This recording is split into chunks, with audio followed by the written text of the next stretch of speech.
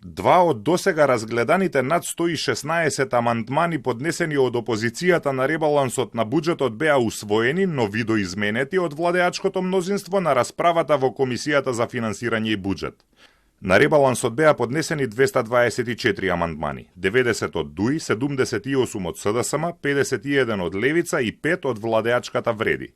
Власта го усвои амандманот на СДСМ кои бараа 10,5 милиони денари за социјална сигурност на жените во земјоделството, но власта прифати од предложените 500.000 таа сума да се зголеми на 2 милиони денари. Беше прифатен и амандманот на Левица кои бараа повеќе пари за стабилно функционирање на националната SOS линија за жртви на семејно насилство. Левица бараше 5 милиони денари, власта прифати 2 милиони. Останатите амандмани беа одбиени. Со ребалансот се предвидува проодлабочување на буџетската дупка за 110 милиони евра и ќе достигне 750 милиони евра, односно 4,1% од бруто домашниот производ. Се предвидува зголемување на капиталните инвестиции за 94 милиони евра, со што годинава треба да достигнат 747 милиони евра. За владеачкото мнозинство тоа покажува дека буџетот е развоен. Зборуваме за развоен и домајкински буџет.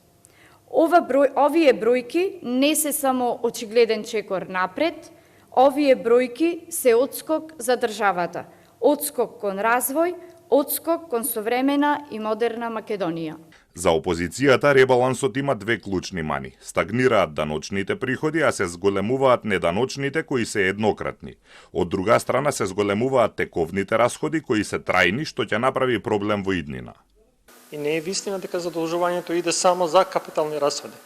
Но и капиталните расходи во годинава и таа ставка расте за одреден процент, што не е колку што расте дефицитот, многу помалку, 7,8% растат капиталните расходи, е заради тоа што годинава на ставката капитални расходи се платија расходи кои што во 2025 не можеа да бидат платени затоа што не имаше пари во буџетот.